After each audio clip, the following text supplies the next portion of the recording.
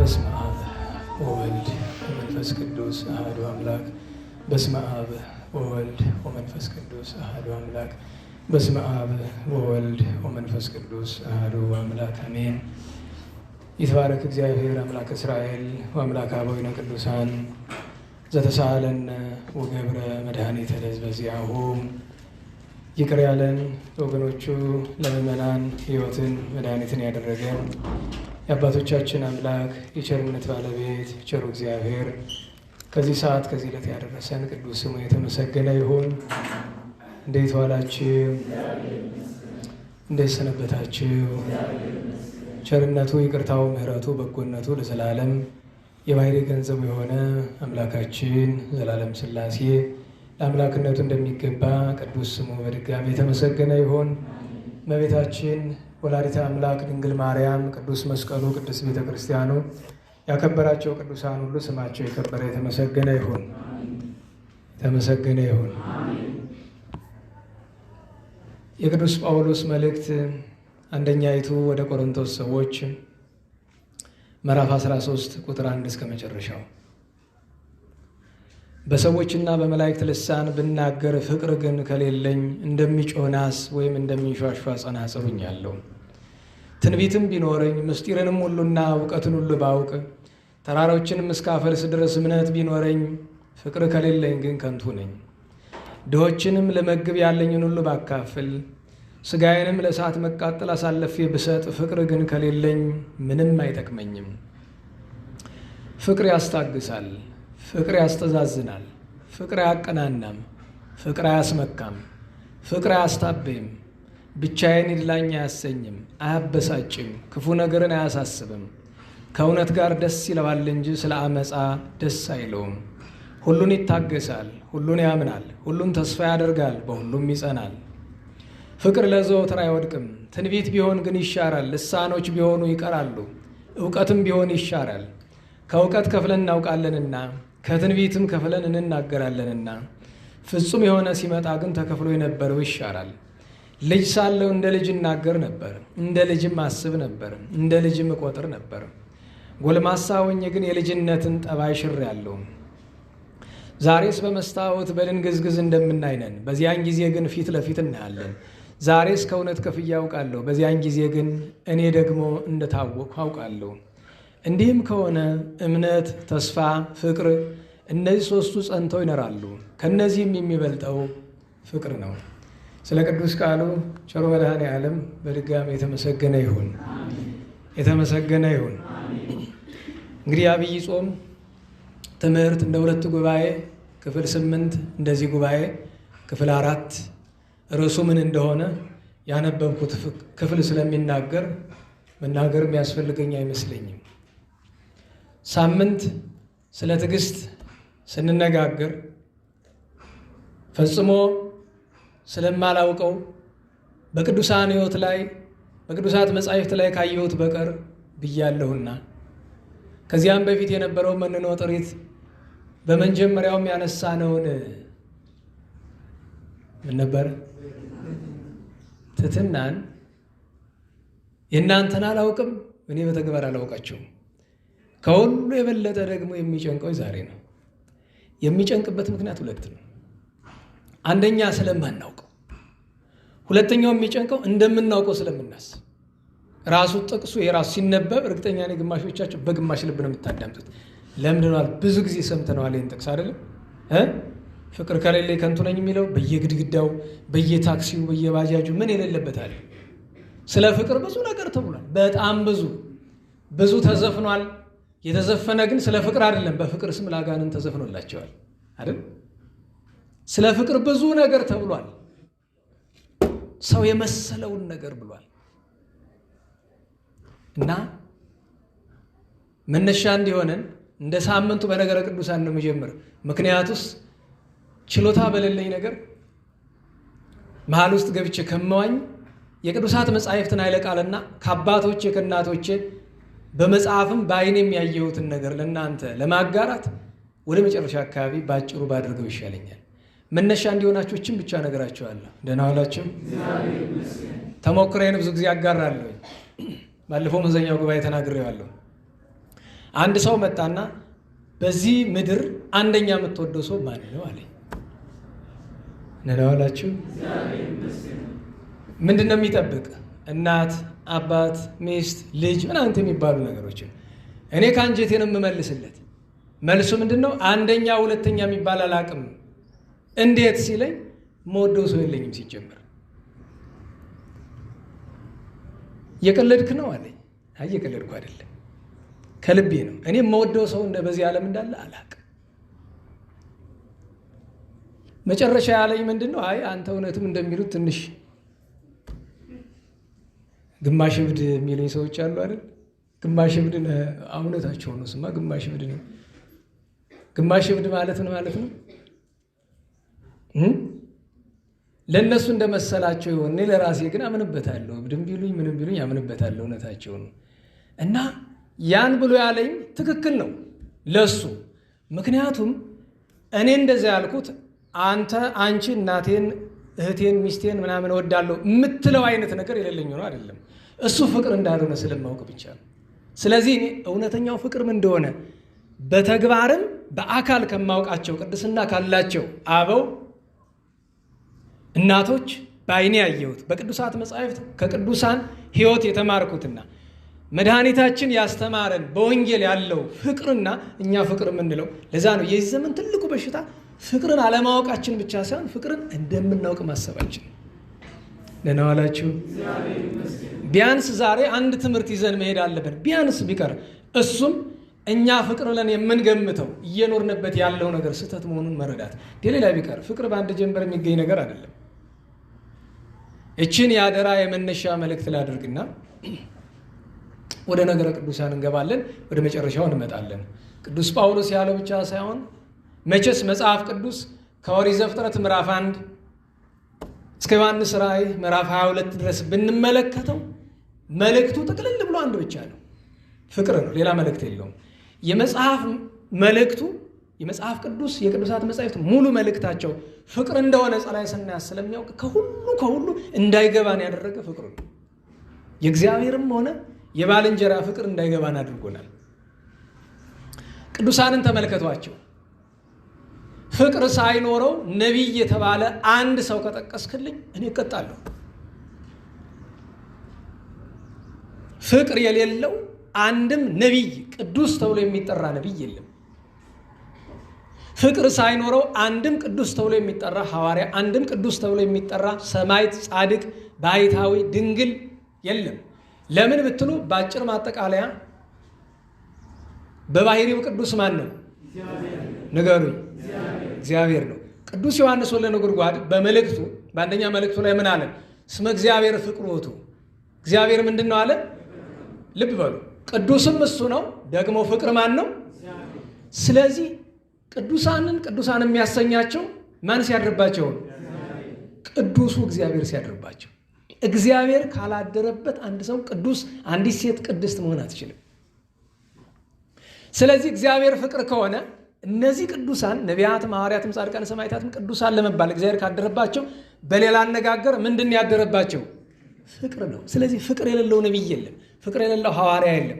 አሁን ከነቢያት መካከል በጣም በእኛ አስተያየት ብስጩ የሚመስል ቅዱስ ኤልያስ ነው አይደለም?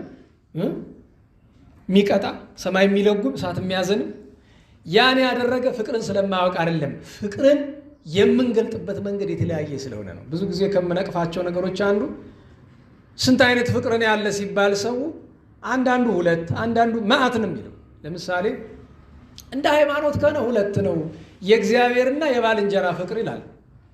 ትክክል ነው አይደለም? እንዴት ዋላችሁ? ፍቅር ስንት ነው? ፍቅር አንዲት ብቻ ናት። ለምን? የእግዚአብሔርን ፍቅር ገንዘብ ያደረገ ፍቅረ ቢጽ የባልንጀራ ፍቅር አይኖረው።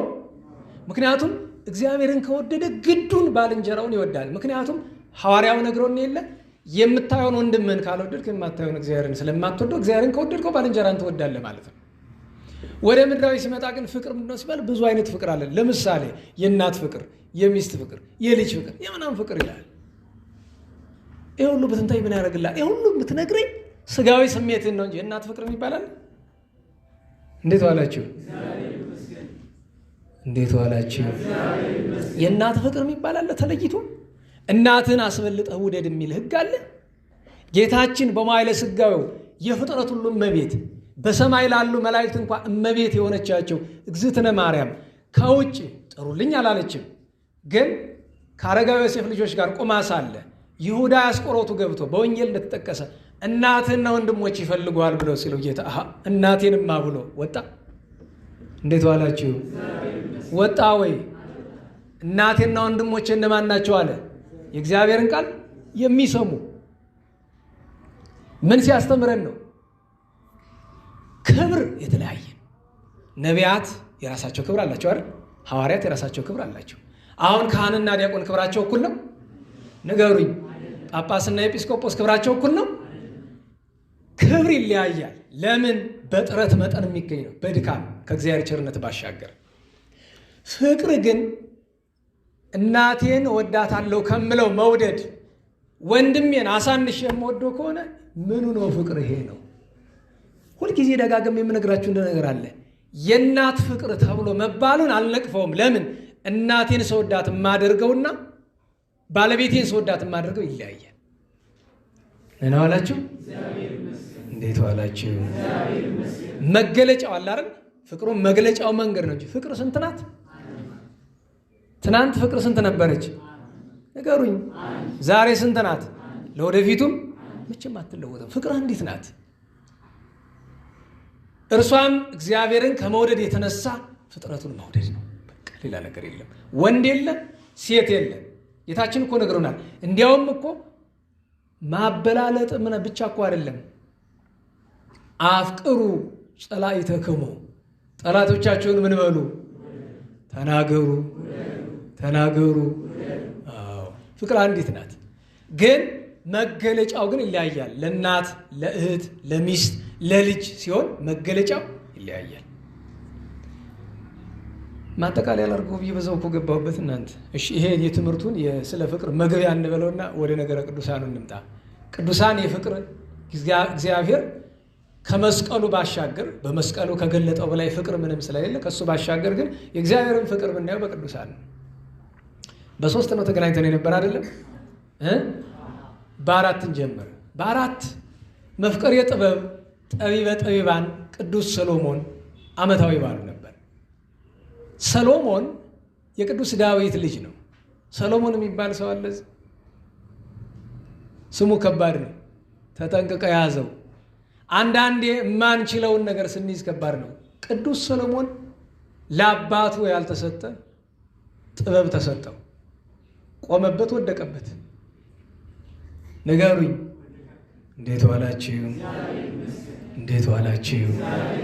በኃጢአቱ ከወደቀ ይልቅ በተሰጠው ጸጋ የወደቀ መነሻው ጭንቅ ነው። ብዙ ጊዜ ከእግዚአብሔር የጸጋ ስጦታን ስትለምን መጠንቀቅ አለብህ። ከጸጋ ስጦታ ሁሉ መለመን ያለብህ አንዲት ናት። መለመን ያለብሽ አንዲት ናት። እሷ ምንድን ናት? ስርየተ ኃጢአት። በሉ እስቲ በቃ ሊቁ ምን አለ? ጸጋሰ ስርየተ ኃጢአት ይእቲ። የእግዚአብሔር ዋና ስጦታው ምንድን ነው? ለእኛ ኃጢአታችንን ይቅር ማለት። ከዚህ በላይ አትመኙ። ከዚህ በላይ አንመኝ፣ ይቅርብን።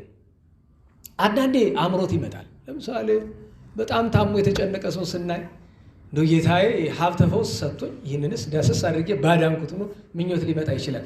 እንዲህ ያለ ምኞት ሲመጣ አማትብበት። ምክንያቱም ከፍተኛ በደል ነው። እንዲህ ብለህ ማሰብ ራሱ ትልቅ ኃጢአት ነው።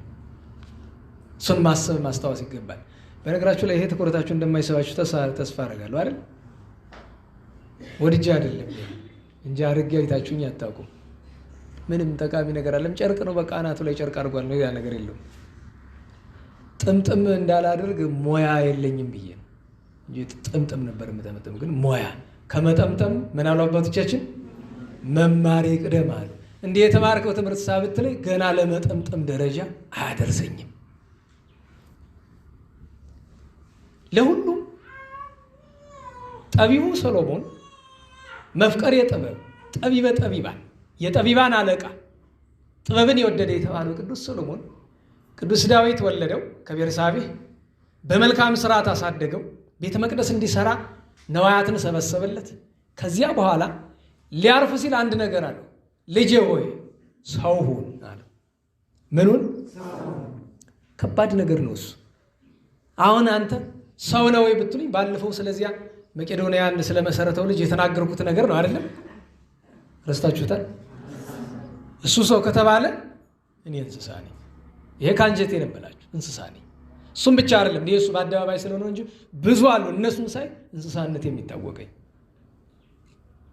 ሰው ነኝ ብሎ ለመናገር አንድ ሰው እንደምን ይደፍራል? እንደምን እንደፍራለን እኛ ሰው ነን ብለን?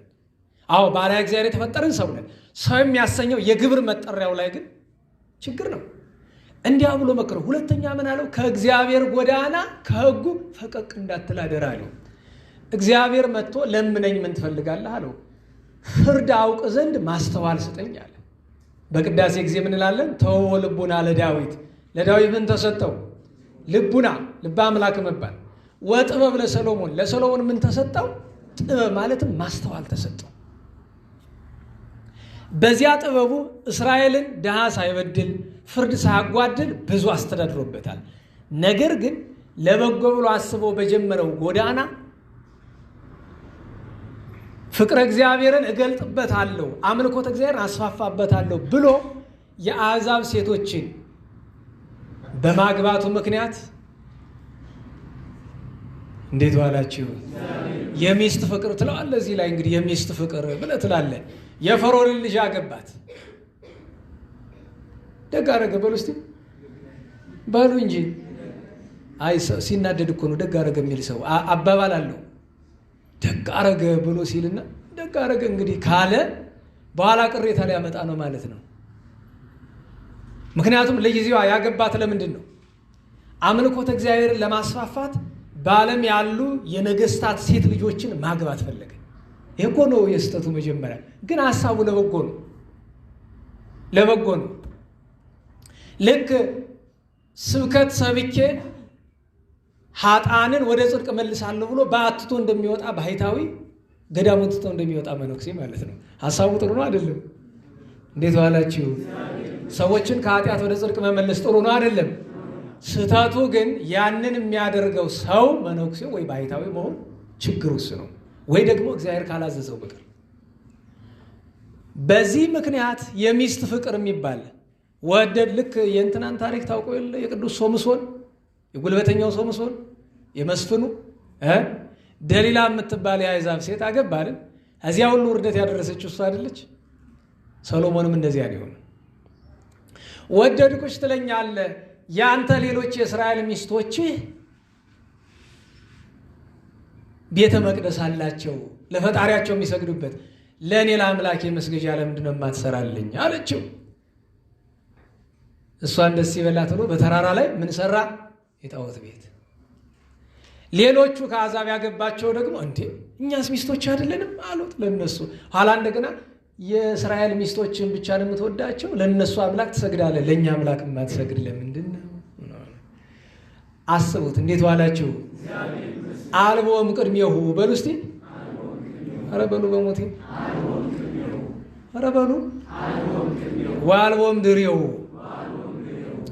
ምን ማለት ነው? ከሱም በፊት ከሱም በኋላ እንደርሱ ያለ የለም። ምን አይነት አስተዋይ ሰው የተባለለት ጠቢቡ ሰሎሞን የወደፊት የሚመጣውን ወደኋላ ያለፈውን የሚያውቅ ሰው ምን ነው በኦሪቱ ደሊላ ያደረገችውን ነገር ምን ነው ሳያነበው ቀርቶ ይሆን? የጠቢብ የልባም የዳዊት ልጅ ምን ነው ሳያስተውሉ ቀርቶ ይሆን? እግዚአብሔር ለሙሴ ያዘዘውን ከአሕዛብ ጋር አትጋቡ ያለውን ነገር ረስቶት ይሆን? የተጻፈውን ነገር እንኳን ልብ በሉ። ሰሎሞን ጠቢብ ነው ብለናል አይደል? ንገሩኝ። ጥበቡ ግን እንዴት ይህን እንዳያስተውል አደረገው ብትሉ፣ ከባዱ ነገር የሰውን ልጅ እውቀት አያድነው። እውቀቱ እንዴት ነው የሚያዝ ነው? አናስቡት። እግዚአብሔር ቅዱስ ዳዊትን እንዴት እንደሚወደው ቅዱስ ዳዊትን ተመልከቱት። ምንም ነገር ከማድረጉ በፊት ብዙ ጊዜ ያስብበታል። አንድ ጊዜ ሳያስብበት ያደረገው ነገር ምን ፍዳ እንዳመጣበት ታያላችሁ አይደለ? ምን ዕዳ እንዳመጣበት በኦሪዮ ሚስት ምክንያት ግራ ቀኝ ሳያስብ እዚያ ውጭ ያስባል። ካደረገ በኋላ ደግሞ ቶሎ ብሎ ይጸጸታል። መቼስ የደግ ሰው ልጅ ነውና በኋላ ንስሐ ቢገባም ቅዱስ ሰሎሞን በእስራኤል ነገስታት ታሪክ ውስጥ በቅድስና የሚጠሩ ጥፋት ያጠፉ ሁሉም አጥፍተዋል። መቼም ያላጠፋ ኑሮ አይደለም። ነገር ግን ከስድስቱ በቅድስና ከምንጠራቸው ነገስታት ዳዊት፣ ሰሎሞን፣ ሕዝቅያስ፣ ኢዮስያስ፣ ዘሩባቤል እና ምናሴ ናቸው አይደለም? ከስድስቱ በጣም ኃጢአታቸው ከፍ ያለ ምናሴ አንደኛ፣ ሰሎሞን ሁለተኛ ናቸው። የሁለቱ በጣም የከበደ ነው። የሁለቱም ደግሞ ጠበቅ ያለ ንስሐ አላቸው። እና በእውቀት አንተማመን፣ በእውቀት አንመካ፣ በተማርነው ትምህርት አንመካ። እንዲያውም ትርጓሜ ላይ እንዲህ ይላል። ደህና ዋላችሁ? እንዴት ዋላችሁ? እዚህ ላይ እንዲህ ይላችኋል።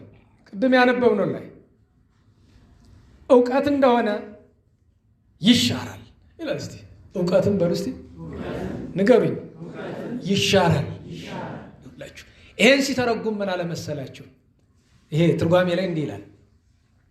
ማንኛውም ክርስቲያን፣ ብቃት የሌለው ክርስቲያን መንፈሳዊ እውቀቱ ብሉይ ቢማር፣ ሐዲስ ቢማር፣ ሊቅ ቢማር፣ መነኮሳት ቢማር፣ በዓለም ያለውን መጽሐፍ በሙሉ አንቦ ቢማር እውቀቱ ከ7 ዓመት በታች ያለ ሕፃን የሚያውቀውን ያክል ነው ስለ ክርስትና የሚያውቀው፣ ስለ መንፈሳዊነት የሚያውቅ ይላል። ብቃት ከሌለው ማለትም መንፈስ ቅዱስ ካላደረበት። እናዋላችሁ እውቀትን 4 ደረጃ ያስቀምጥለታል። መንፈስ ቅዱስ ያላደረበት፣ መንፈስ ቅዱስ ያላበቃው ሰው ከሆነ በትምህርት ብቻ በገዛ ጥረቱ ብቻ ያገኘው እውቀት ክርስቲያናዊ እውቀቱ መንፈሳዊ እውቀቱ ሲለካ ከ7 ዓመት በታች የሆነ ሕፃን አዋቂ ነው የሚባል። ከነስማቸው ምንድን ነው የሚባል? ሕፃንና አዋቂ ይባላል። አላዋቂ ነው የሚባል። ስለዚህ በተማርከው ባነበብከው ልክ አታውቅም። ቅዱሳን ሲበቁ የሚያውቁት እውቀት ያንድን ሰው ከ7 ዓመት እስከ 20 ዓመት ያለውን እውቀቱን ይመስላል ይላል። ሲበቁ በቅተው እንኳ ማለት ነው። አርፈው ገነት ሲገቡ የሚያውቁት ከ20 ዓመት እስከ 40 ዓመት ያለ ሰው የሚያውቀው ያክል ነው። ከ40 ዓመት በላይ ያለ ሰው የሚያውቀውን ያክል ግን ሊያውቁ የሚችሉት አለ በትንሣኤ ዘጉባኤ መንግሥተ ሰማያት ሲገቡ ብቻ ነው። ገነት ውስጥ ነው እንኳን የሚያውቁትን እውቀት በዚህ ልክ ለክተውታል አባቶቻችን፣ እንኳን በምድር ነው። ስለዚህ ባነበብከው ንባብ አትመካ እባክህ። በጣም ብዙ ያነበቡ ሰዎች ወድቀዋል። በጣም ብዙ ተማረን የሚሉ ሰዎች ናቸው መናፍቅ የሆኑት። ብዙ መማር በራሱ ኃጢአት አይደለም። ብዙ መማር በራሱ ጉዳት አይደለም። ነገር ግን ጥንቃቄ ይጠይቃል። ሁል ጊዜ በተማርክ ልክ ትሕትና እየጨመረ መሄድ አለበት። ለምን ብትለኝ ጠቢቡ ሰሎሞንን ተመልከተው። ቅዱስ ሰሎሞን እውቀቱን ላሳያችሁ። የቅዱስ ሰሎሞንን እውቀት ማወቅ ከፈለጋችሁ ለምሳሌ እንደ ምሳሌነት ልጥቀስ። ለምሳሌ የተቀመጣችሁበት ወንበር አለ አይደል? ከምን እንጨት ነው የተሰራ? እስኪ ዞር እዩትና ሌሎቻችሁም ይሄ የተቀመጣችሁበት ወንበራችሁ ከምን እንጨት ነው የተሰራ?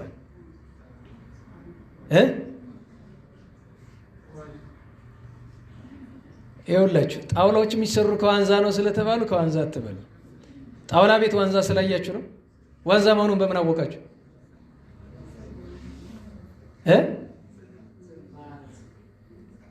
ሲሰራ የነበራችሁ ነበር። ሲሰራ ከምን ነው የተሰራ? ዋንዛ ነው። ሰውን ባይኑ ስላየ ነው።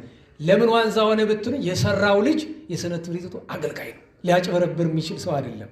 የኛ ልጅ ነው፣ የኛ ወንድም ነው እንጂ ከሌላ ሰው ብንገዛው ዋንዛ ሊሆን አይችልም። እሺ በሞቴ ይሄ ምንድን ነው? ዋንዛ በል እንደለመድከው። ጠቢቡ ሰሎሞን እልፍ ሲል ዛፍ ያያል። ለምሳሌ የሆነ ዛፍ አለ አይደለም? የዚህ ዛፍ ይላል ፍሬው የዚህ መድኃኒት ነው፣ ቅጠሉ የዚህ መድኃኒት ነው፣ ግንዱ የዚህ መድኃኒት ነው፣ ልጡ የዚህ መድኃኒት ነው፣ ስሩ የዚህ መድኃኒት ነው። አንዱ ዛፍ ላይ ማለት ነው። ደህና ዋላችሁ? አሁን ልብ በሉ። ይህንን ያክል ዝም ብሎ እኮ ሲያልፍ የትኛውን በዓለም እንግዲህ በሚሊዮን የሚቆጠሩ እጽዋት አሉ። የዚህ ዛፍ ይላል ፍሬው ለዚህ፣ ቅጠሉ ለዚህ፣ ግንዱ ለዚህ፣ ልጡ ለዚህ፣ ስሩ ለዚህ መድኃኒትነት ይውላል። ይህንም ብትበላ እንዲህ ያለ ነገር ታገኛለህ፣ ይህም ባትበላ እንዲህ ያለ ነገር ታጣለህ።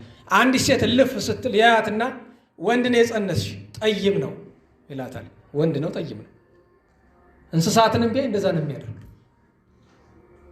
ደህና ዋላችሁ? እንዲህ አይነት እውቀት ያለው ሰው አለ? በተአምር ሊኖር አይችልም። ሰሎሞን ግን እስከዚህ ድረስ ማወቁ ከኃጢአት ከልክሎታል። ስለዚህ ከእውቀት በፊት የእግዚአብሔርን ስጦታ መመኘት አለብን።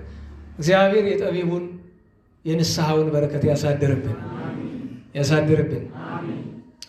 ያን ቀን ሰማዕቱ ቅዱስ ሐኑሌዎስ ዓመታዊ በዓሉ ነበረ። ሰዓት ለመቆጠብ እናታችን ቅድስት አዕይመተ ሥላሴ ቅዱሳን ጉባኤ አድርገው በደሴተ አሞር ከአይሁድ ጋር የአይሁድ እምነትን ከክርስትና ለመቀላቀል የሞከሩትን ያወገዙበት በዓል ነው። በ5 አባታችን ገብረ መንፈስ ቅዱስን በዚያኛው ጉባኤ ጥቂትም ቢሆን አንስተነዋል፣ እግዚአብሔር እንደፈቀደ። የዚያን ቀን ታላቁ አባታችን ሰረባሞን በግብፅ ገዳመ አስቄጥስ የደብረ አባ ዮሐንስ አበምኔት፣ እናታችን ቅድስት አውዶክስያ በምስራቃውያን ትውፊት ማርያም ብለው ይጠሯታል፣ ሁለተኛ ስሟ ነው። እኛ ቅድስት አውዶክስያ እንላታለን። ቅድስት አውዶክስያ መልኳ ከማማሯ የተነሳ ያን መልኳን ለዝሙት አውላ በጣም ብዙ ሰው አጥምዳበታለች። ኋላ ግን ንስሐ ገብታ ተግሳጽ ሰምታ የአባ ግርማኖስን ተግሳጽ ሰምታ ለንስሐ በቅታ ተጠቅማለች። እግዚአብሔር በረከቷን ያሳድርብን። ጻድቁ አፄ ገብረ መስቀል፣ አባታችን አባ ዘመደ ብርሃን፣ ስምዖንና አቅሌስያን፣ አቡነ ቴዎድሮስ የደብረ ሊባኖስ አበምኔት፣ ሌሎችም ቅዱሳን የዚያን ቀን ዓመታዊ በዓላቸው ነበረ። በ6 ደገኛ ሰማዕት ቅዱስ ዲዮስቆሮስ። አሁን የዲዮስቆሮስን ታሪክ ልብ እንድትሉ ፈልጋለሁ። እንዴት ዋላችሁ? ይደክማችኋል። እንዴት ዋላችሁ ስትባሉ እንዴት ዋላችሁ? መቼም ከደከመ እኔን ነው የሚደክመኝ። አንድነት እንድታውቁ የሚያስፈልገው ነገር እግዚአብሔር በሚያውቀው በዚህ ዘመን ከገባንባቸው ችግሮች አንዱ ፈረንጅ ያመጣው ሰላምታ አለ አይደል? የፈረንጅ ጠዋት ሲያገኛችሁ ፈረንጅ ምንድን ነው የሚል? ሞርኒንግ ነው አይደለም? ጉድ ሞርኒንግ። መልሱ ምንድን ነው? ያው ሞርኒንግ ነው፣ ጉድ ሞርኒንግ ነው። ሌላ አለው? ወይም ወደ እኛ ሀገር መጣ፣ እንዴት ዋላችሁ፣ እንዴት ዋልክ፣ እንዴት ዋልክ አይደል? ይህንን አንዳንድ አባቶች ወይ ከገዳም አካባቢ መልእክት የመጣላቸው አንዳንድ አባቶች ሲነቅፉ ስትሰሙ እንደ ቀላል ነገር ታዩታላችሁ አይደለም? ይችን ሀገር መንፈስ ቅዱስ እንዲያርቃት ካደረጉ ነገሮች አንዱ እግዚአብሔር እንዳይመሰገን የተደረገበት መንገድ ነው። እንኳን ሌላ ቀርቶ ሚዲያ ላይ ሄዱ እዛ ያው ተቃውሞ ብዙ ስለሆነ እዛ አየር ላይ በምንሆንበት ጊዜ እንዴት ዋልክ ሲለኝ አምላክ ይመስገን። በነገራችሁ ላይ አምላክ ይመስገንም ጥሩ ነገር አይደለም፣ ይሻላል ነው መቼም ግማሽ ነው። እኔ አምላክም ብለው ጌታ ኢየሱስ ክርስቶስን ነው፣ ሌላ አይደለም። ግን እዛ በላይ ብትሄዱ ደግሞ ሁከት ይመጣል። ያም ደግሞ የኔን እጠራለሁ ይላል። ያችን ለማስቀረት ነው። እና እሱም ሲቀር ደግሞ እንዴት ነህ እንዴት ነህ እንደና ዋላችሁ። አሁን እንዴት ነህ ሲለው ደህና ነኝ እንኳን ቢል እንደ ባላገር አለ። በነገራችሁ የገጠሩ ሰው ግማሹ ተበላሽቷል እኮ። ደህና ዋላችሁ ነው መልሱ እኮ። ገጠርም እኮ አይቻለሁ፣ ወይ ገጠር ገብቷል። ምን አለ እግዚአብሔር ይመስገን ብንል። እዚህ ጉባኤ እኮ ሌላ ምንም ፍሬ ባይኖረን እንኳን ትልቁ እኮ ነገር እዚህ ጉባኤ መተን በትንሹ 30 ጊዜ እግዚአብሔር ይመስገን ብለን እንሄዳለን አይደል? እንዴት ዋላችሁ? በቃ ይህንን ነው የምንፈልገው። ዲዮስቆሮስ የሚባል ተንባላት በግብፅ ሲነግሱ በ8ኛው ክፍለ ዘመን በ7ኛው ነው የነገሱ። ወደ 8ኛው አካባቢ ማስገደድ ጀመሩ፣ ማስጨነቅ ጀመሩ። እና በዚያ ወቅት ነገሩ ከአቅም በላይ ሲሆንበት እምነቱን ለወጠና ያው ተንባላታዊ ሆነ። ተንባላታዊ ምን እንደሆነ ታውቃላችሁ አይደል? እንዴት ዋላችሁ? ተንባላታዊ ማለት እንደሆነ አታውቁም? ያው መቼም ሁከት ነው። እንኳን ስማቸውን ጠርተን ሳንጠራቸውም ይኸው ሰሞኑን መቼም ጀማምረውኛል። ደግሞ አሉ እኔ ሳልሰማው ወደ አረፍ የተቀመጥኩበት ችግር እኮ ነው። በነገራችሁ ላይ ጠላት ብትተውትም አይተዋችሁ ማንነታችሁን ካላሳያችሁት በቀር። በጣም ማዝነው በሱ ነው። ዝም ስትል እንኳን ማለት ነው ከ3 ከ4 ዓመት ቤት የነበረ ነገር እያመጣ ሊያካስስ ይሞክራል አይደል? ያም ሀቅ ነው። አሁን እኔ ምንም ማለት አልፈልግም። ምንም አልለው እነሱን በመፍራት አይደለም፣ ለመናገር አሁን ጊዜው ስላልሆነ ብቻ ትቻለው ብያችሁ የለም። እንኳን የነሱን የገዛ ቤታችንም ትተናል አይደለም? በቃ ስመ ኢኮነ ይእዜ ጊዜው፣ አሁን ጊዜው አይደለም፣ በቃ ትተናል። እና የነሱ ወገን የሆነው ነው ተንባላታዊ የሚባለው። ገብቷችሁ ከሆነ አሁን እንደዚያ ሆኖ በጊዜው ከዘመዶቹ ሁሉ አልቀውበት የቀረች አንዲት እህቱ ብቻ ነው ክርስቲያን ያለች። አንዲት እህት ነው ያለችው። እሷ ደግሞ ክርስቲያን ባላገብታ ሌላ ሀገር ነው ያለች። እና ይህን ስትሰማ ስንክሳሩ ላይ ታችሁት ይሆናል። ታሪኩ እዚያ ላይ አለ። ደብዳቤን የጻፈችለት። ደብዳቤዋ በነገራችን ላይ እንዴት አይነት ብጽዕት የታደለች እህት ናት! የተመሰገነች ናት። ምንድን ነው ያለችው? በእውነቱ አንተ ክርስቶስን ካድከው የሚል ዜና ከምሰማስ ሞተ ተብዬ ብሰማ ደስታውን አልችለውም ነበረ በክርስትና። ይህች ደብዳቤ በእኔና በአንተ የፍቅር መጨረሻ ናት አለች። ያንን ሰምቶ አንብቦ አለቀሰ። መጀመሪያ አለቀሰ። በምንድን ነው ታውቃላችሁ? ዘመድ የለውም። አንዲት እህቴን አጣው ብሎ በኋላ ሳስበው ከአንዲት እህት መለየቴን ያህል ጭንቅ ከሆነ ሰማይ ምድሩን በመሃል እጁ ከያዘ በፍርድ ቀን ኃጥአንን ሲኦል ውስጥ ከሚጥል ገሃነመ እሳት ከሚጥል ከክርስቶስ መለየትማ እንደምን ይጨንቅ። ፊቱን ጸፋ፣ ጽሕሙን ነጭ አለ። እንዴት ፈጣሪን ካድኩ ብሎ። ከዚያ በኋላ የደረሰበት ግፍ፣ የተሰቃየውን ስቃይ ታውቃላችሁ። አንብባችኋል። ካነበባችሁ በብዙ ተሰቃይቶ ሰማዕትነት ተቀብሏል። በረከቱን ያሳድርብን። ያን ቀን ሌላኛው ቅዱስ ዓመታዊ በዓሉ የነበረ ቅዱስ ቴዎዶሲዮስ ነው። በዘመነ ሰማዕታት ብዙ ግፍ ተቀብሎ ከዚያ አልፎ እንደገና እስከ ጉባኤ ሰለስቱ ምዕት ደርሶ በሊቅነትም በጵጵስናም በሰማዕትነትም የተመሰገነ ነው። የሀገረ ቆሮንቶሱ ቅዱስ ቴዎዶሲዮስ ማለት ነው። ያን ቀን ሌላ በዓል የነበረ ኢትዮጵያዊ ቅዱስ መልኩ አለን፣ እንጸልየዋለን። አባ ዘሩፋኤል ነው። ጻድቁ አባ ዘሩፋኤል ገድሉን ለማግኘት አልቻለንም። እንጦርስና አርከሌድስ የሚባሉ ሁለት ቅዱሳን ኢትዮጵያውያንም የዚያን ቀን አሉ።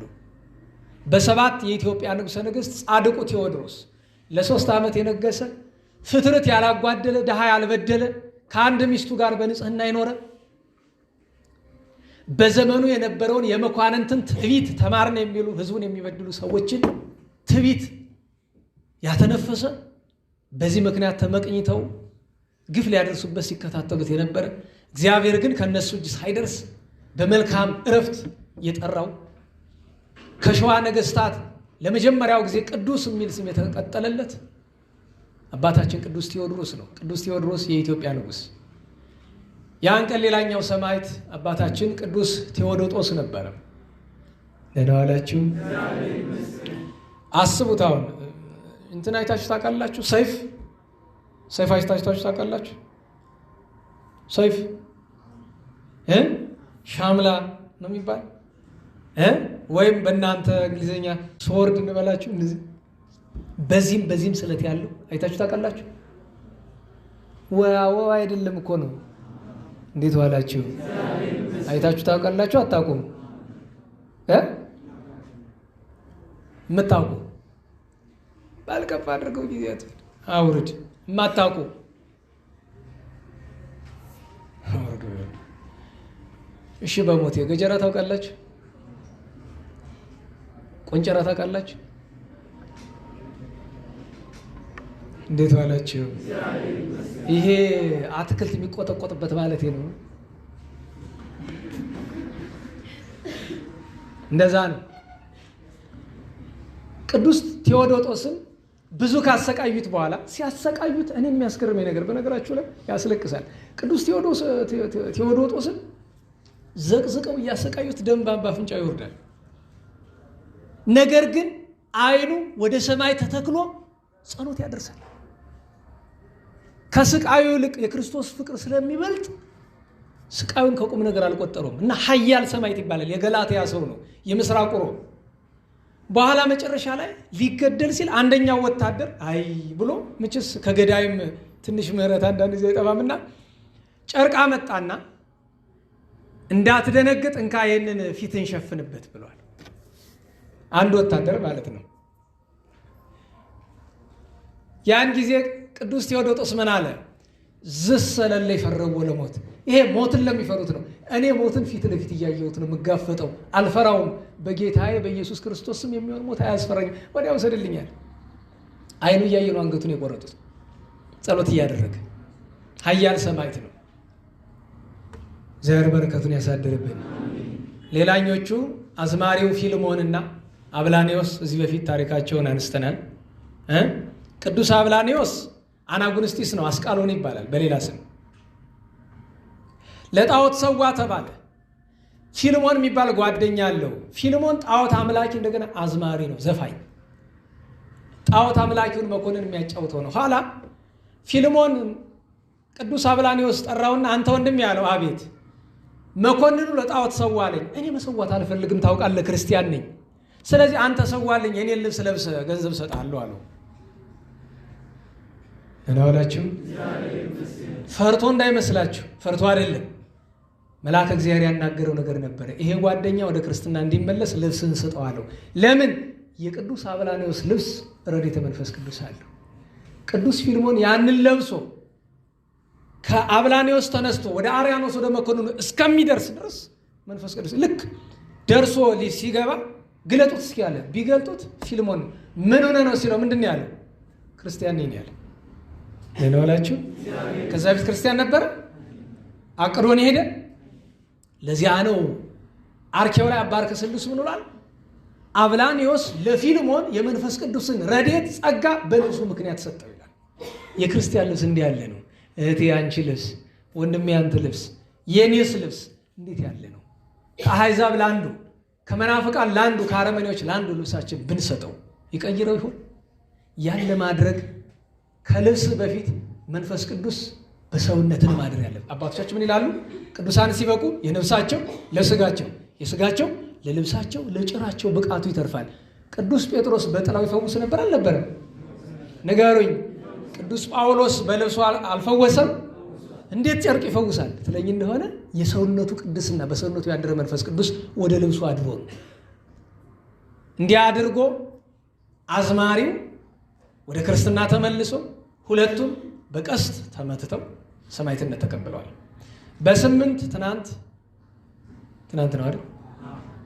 ቅዱስ ማትያስ ሐዋርያው ዓመታዊ በዓሉ ነበር። ቅዱስ ማትያስ በአስቆሮቱ ይሁዳ ፈንታ የገባ ነው። ገንዘብን መውደድ ይሁዳን ከሐዋርያነት አሰጥቶታል፣ ከክርስትና አሰጥቶታል፣ ከገነት አሰጥቶታል። ምናልባትም ሲኦልን ከቀመሱ የመጀመሪያ ሰዎች አንዱ አድርጎታል። ገንዘብን መውደድ የክፋት ሁሉ ስር ነው ያለ ሐዋርያው ለዚያ ነው። ስለዚህ መንኖ ጥሪት ያለው ቅዱስ ማትያስ ዕጣ ወጥቶለት በግብረ ሐዋርያት ምዕራፍ 1 ቁጥር 15 ጀምራችሁ እንደምታነቡት ገባ። ነና ዋላችሁ? እንዴት ዋላችሁ? ለምሳሌ አገልግሎት እኔ አሁን እድሜ ልኬን የሰበኩ የት ነው? ጎንደር ከተማ ወይ መሀል ሀገር ወይ ሰው ሀገር ወይ በዚህ በበረሃው ግን ደግሞ ከተማ ላይ እንደው በሞቴ እውነተኛ አስተማሪ ከተማ አይደለም የሚሰብክ። የት ነው? ገጠር። ከገጠርም የት? አሕዛብ ያሉበት፣ ግርፋት ያለበት፣ መከራ ያለበት። ዕጣ ሲጣጣሉ ለቅዱስ ማትያስ ምን ቢደርሰው ጥሩ ነው? እናውላችሁ ምን ቢደርሰው ጥሩ ነው? ሀገረ ባርቶስ ምን ማለት ነው? እዛ ውስጥ እነማን ያሉ? ሰው የሚበሉ። ኧረ ግርፋት በስንት ጌጡ፣ ስደት በስንት ጌጡ። ሰውን አርደው አወራርደው የሚበሉ። አይኑን እንግዲህ ልክ ሄዶ እንደገባ አይኑን አጠፉ፣ እጅ እግሩን አሰሩ፣ ሳር ብላ አሉት። ምክንያቱም ሳር ያበሉትና 30 ቀን እንደ በሬ ሳር አብልተው በ30ኛው ቀን አርደው በልተው ይበሉታል። የቅዱስ ማትያስ ስቃዩ አይኑ መጥፋቱ 30 ቀን ሳር ብላ ብሎ ማሰቃየታቸው ብቻ አይደለም፣ ከጎኑ የተቀመጡትን እየወሰዱ እያረዱ ይበላሉ። ኋላ ምን አለ? ጌታዬ ኢየሱስ ክርስቶስ ሆይ ወናሁ አነ በሉ እስቲ እፌንወክሙ ከማባግ ማእከለ ተኩላት። አያችሁ ጌታዬ፣ ለካ ያልክል ለዚህ ነው። ለካ እንደ በጎች በምኖች መካከል ንገሩኝ። ተኩላ በግን ሲያገኘው ምንድን ነው የሚያደርገው? አዎ ዘልዝሎ ነው የሚበላው። እንደ በጎች በተኩላዎች መካከል እልካችኋለሁ ያልክል ለካ ለዚህ ነው። አሁን ፈቃድህ የዓይን ብርሃኔን መልሰህልኝ እንዳስተምራቸው ነው ወይስ በዚሁ አርደው በልተውኝ እንድጠፋ ነው የምትፈልግ? ግን አለ ጌታዬ፣ የኔን መሞት በእነሱ መበላት አታድርገው፣ ከገደልከኝም ዝም ብሎ እንዲገሉ አድርግ ብሎ አለ ጌታችን። ወዳጄ ማትያስ አይዞ፣ አይበሉህም፣ አይገሉህም። እንድርያስን በታሰርክ በ27ኛው ቀን እልክልሃለሁ፣ እሱ እንድትወጣ ያደርጋል ብሎ አለ። እንድርያስን ላከለት። እዚያ ሄዶ አይኑ በራ። አብሮ የነበሩትንም ታስሮ የነበሩት ከ120 በላይ ይዘዋቸው ወጡ። ብዙ ግፍ ተቀበሉ። እንግዲህ ኋላ ደራሲው ምን አለ? ከወይኖ ማትያስ በላይ ለእኩያን ሄረ ስጋ ወልደ አምላክ ሲሰዮሙ ወደሞ ክቡረ ተውላጠ ሲሰይዎ ሎቱ ከመላእም ሳይረ። ለቅዱስ ማትያስ ዓይኑን ስላጠፉ ፈንታ ዓይነ ልቡናቸውን አበራላቸው። ሳር ስላበሉት ፈንታ የጌታችን ቅዱስ ሥጋው ክቡር ደሙን አበላቸው። እንብላ ስላሉት ፈንታ ሰማያዊ ህብስት የሚመገቡበትን ሃይማኖት ሰጣቸው። ኋላ በደማስቆ ሄዶ አቃጠሉት፣ ብዙ መከራ ተቀበለ። ኋላም በ63 ዓመተ ምህረት አረፈ። እግዚአብሔር በረከቱን ያሳድርብን። ትናንት በዓለም ታሪክ የመጨረሻ አረመኔ ከሚባሉ ሰዎች አንዱ በሰማዕትነት ያረፈበት ነው። ቅዱስ አርያኖስ ማለት ነው። በግብፅ የነበሩ ከግማሽ በላይ የሚሆኑ ክርስቲያኖችን የፈጃቸው እሱ ነው ይባላል። ግማሹን ሄርሜኔዎስ፣ ግማሹን እሱ ነው። ክርስትናውን ትቶ ለጣዖት ሰግዶ የዲዮቅልጥያኖስ ማዕረግ ይሻለኛል ብሎ ክርስቲያኖችን ብዙ ግፍ፣ ብዙ ጭንቅ፣ ብዙ መከራ እንዲያሳልፉ አድርጓቸዋል። እግዚአብሔርን ቸርነት ልብ በሉ። ደህና ዋላችሁ? ጥያቄ ልጠይቃችሁ እስኪ። ደህና ዋላችሁ? አትመልሱልኝ። ነገር ግን ለራሳችሁ በልባችሁ ነው። በዚህ ዓለም ስትኖሩ አንደኛ የሚያስፈራችሁ ነገር ምንድን ነው? ለራሳችሁ ነው፣ ለእኔ አትንገሩ። ምንድን ነው የሚያስፈራችሁ ነገር? መታረድ ነው? መሞት ነው? መታመም ነው? ወይስ ምንድን ነው? እናት አባት ማጣት ነው? እህት ወንድም ማጣት ነው? ብቻ መቅረት ነው? ረሃብ ነው የሚያስፈራችሁ? ጥም ነው? መራቆት ነው? ድህነት ነው? ምንድን ነው የሚያስፈራ? ይህንን የቤት ስራ ሰጣችኋለሁ። ተመራምራችሁ እስክታገኙት ድረስ በዚህ ዓለም ከሁሉ በላይ ልትፈሩት የሚገባ 3 ነገር አለ። እሱን ተመራምራችሁ አገኙት። አንድ ቀን እንነጋገርባቸው ይሆናል ርዕስ አድርገን እግዚአብሔር ከፈቀደ 3ቱ ልንፈራቸው የሚገቡ ነገሮች አሁን የዘረዘርኩላችሁ ውስጥ ግን ያሉ አይደሉም። ግን አንዱን ተወቁ። መቼ አደራ ተስፋ አትቁረጡ። ጸላይ ሰናያት እናንተን እኔን ሁላችንም ኃጢአት በማሰራት አይረካም። ደህና ዋላችሁ? አይረካም። ምክንያቱስ ብትሉ ኃጢአት ያሰራቸው ሰዎች አብዛኞቹ ንስሐ የገቡት ጸድቀውበታል። ከሰማዕታት እንደ አርያኖስ አረመኔ አልነበረም። ከጻድቃን ውስጥ እንደ አባ እብሎይ አረመኔ አልነበረም። የአባ እብሎይን ታሪክ ታውቃላችሁ አይደል? ደህና ዋላችሁ? ኃጢአትን ሰርቶ የሚሰራው ኃጢአት ቢያጣ መጨረሻ ላይ ነፍሰ ጡር ሴት ሆዷን ቀዶ ጽንሷን ሲፈተፍቱ ብሏል አይደል? በነገራችሁ ላይ በቤተ ክርስቲያን ትውፊት ነግሬያችኋለሁ። እንደዚህ ያደረጋት ሴት ሚስቱ ናት ነው የሚባል። እንዲህ ያደረገው ቅዱስ ብሎይ ዛሬ ገሃነም ነው ያለ፣ ገነት ነው ያለ። ለምን? ንስሐ ስለገባ። አርያኖስን እግዚአብሔር ለንስሐ ሲጠራው ምንድን ያደረገው? በነገራችሁ ላይ ሰማዕታትን ሲያሰቃያቸው ምን ይሉታል? አይ ኋላ ይጸጽታል ይጥል። ቅዱስ አባዲርን ሲገለው ምን አለው? ከመሞቱ በፊት አይዞ አንድ ቀን እኔን ትመስላለህ ብሎት ነው የሞተ ቅዱስ አባዲር። ፊልሞንና አብላኒዎስን በቀስቱ ውጉልኝ አለ። በቀስቱ ወጓቸው። የሚገርማችሁ ነገር ቀስቱ ከአካላቸው እየተጋጨ መሬት ይወድቃል። እንደዛ ይቻላል? እናወላችሁ ራቁታቸውን ናቸው። መከላከያ የለ። ምንድን ነው የሚባል ቬስት ከሚሉት ውስጥ ያለ ምንድን አለ መከላከያ የሚባል ነገር ጥይት የሚከላከላል አይደል? እንዴት ዋላችሁ? ራቁታቸውን ናቸው። እንደዛ አልለበሱም። ነገር ግን ቀስቱ እየተጋጨ ይወርዳል። ለምን? መልአከ እግዚአብሔር ክንፉን ጥሏል። ወዲያውኑ አርያኖስ ሲመጣ እንዴት ነው ገደላችኋቸው? ስለ ኧረ የለም በቀስት ብንነድፋቸው ነው ነገር። አይዋሽታችሁ ነው እኔ እያየኋችሁ ንደፏቸው አላቸው። ሲነድፏቸው ያን ጊዜ ግን ሄዶ ወጋቸው። ለምን? እንዲሞቱ ፈቃድ እግዚአብሔር ስለነበረ። የሚገርመው ግን አንዲቱ ቀስት ግን ከቅዱስ ፊልሞን ተጋጭታ መጣ። ከቅዱስ ከአርያኖስ ከዓይኑ ውስጥ ይዳገባች። ቀስት አስቡት፣ ከባድ ነው። ሲገባ አይደለም ጭንቁ ታውቁታላችሁ። ሲወጣ ነው። ሲገባ ጦሩ ስንት ነው? ሲወጣ ግን 2 ነው። ዓይኑን ይዞት ወጣ። ተሰቃየ እና ሲል ያድራል፣ ይጮሃል። የሚገርማችሁ ከእስር ቤት የጣላቸው ክርስቲያኖች አሉ፣ በስቃይ ያሉ። አንዳንዶቹ እግራቸው የተቆረጠ፣ አንዳንዳቸው እንደዚህ ያሰቃያቸው። ክርስቲያን ምን እንደሆነ ታውቁ ዘንድ ምን አሉ? እባካችሁ ወደ መኮንኑ ውሰዱን አሉ። ለምን ሲባል አሳዘንን።